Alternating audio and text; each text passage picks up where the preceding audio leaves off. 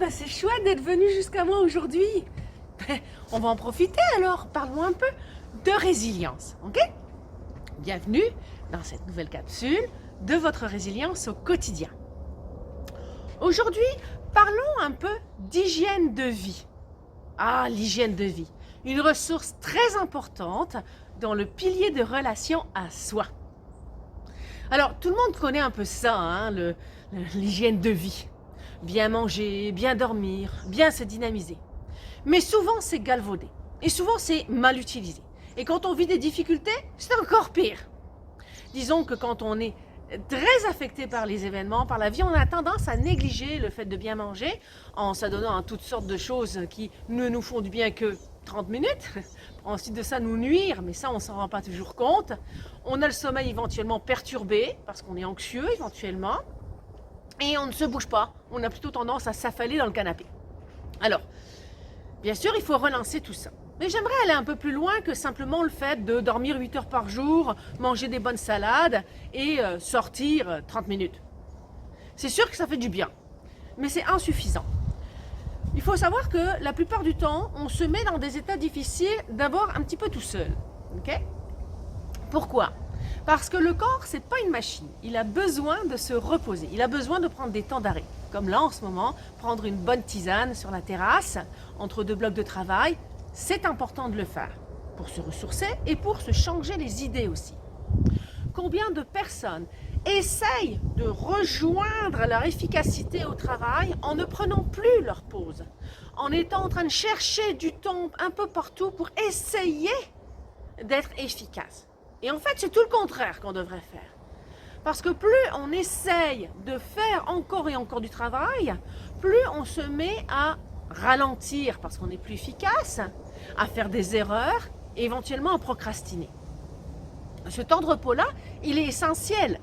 Et ce n'est pas à prendre à la légère, hein. C'est tous les jours qu'on devrait avoir ces petits moments, même si on est très chargé dans la vie de tous les jours. Mais on a tendance à l'oublier. Alors au-delà du bien manger, du bien dormir et du bien bouger, il y a considérer adéquatement le temps que vous mettez dans votre journée à répondre à ce besoin minimal qui est de piou, lâcher un petit peu là, ouvrir le couvercle si vous voulez et puis lâcher la vapeur, hein, c'était le terme que je cherchais, lâcher la vapeur.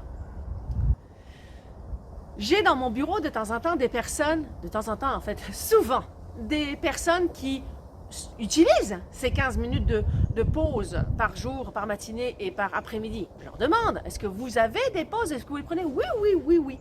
Mais j'apprends en cours de route qu'en réalité, ces personnes-là, elles sortent de leur travail pour se mettre sur leur téléphone, sur un autre écran, pour vérifier les textos, les messages, différentes actualités diverses qui passent par là. Et bien, ça ne repose pas la tête, ça. C'est passer d'un écran à un autre écran. Et ça, c'est pas du tout salutaire à moyen et à long terme. Combien de personnes aussi, finalement, se couchent avec leur téléphone, hein, en ayant passé 1 heure ou 2 sur les réseaux sociaux ou à regarder toutes sortes de choses qui ne sont pas toujours très utiles au final pour se reposer. Mais le lendemain, la personne est fatiguée, très fatiguée. Et ça s'installe tout doucement, insidieusement. Alors, je vous invite à ne pas oublier de prendre des moments de repos, mais des moments de repos qui soient respectueux de votre corps, de changer totalement d'activité. Si vous travaillez beaucoup sur un ordinateur, faut lâcher.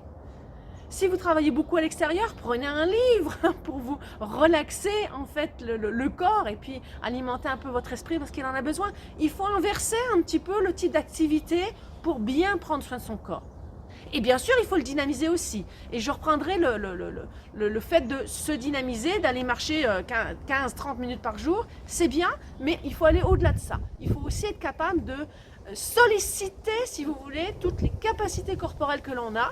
D'abord, c'est extrêmement satisfaisant quand on arrive au bout de notre activité physique, mais en plus, ça stimule l'organisme. Et ça génère de l'endorphine et des superbes hormones en fait de bonheur.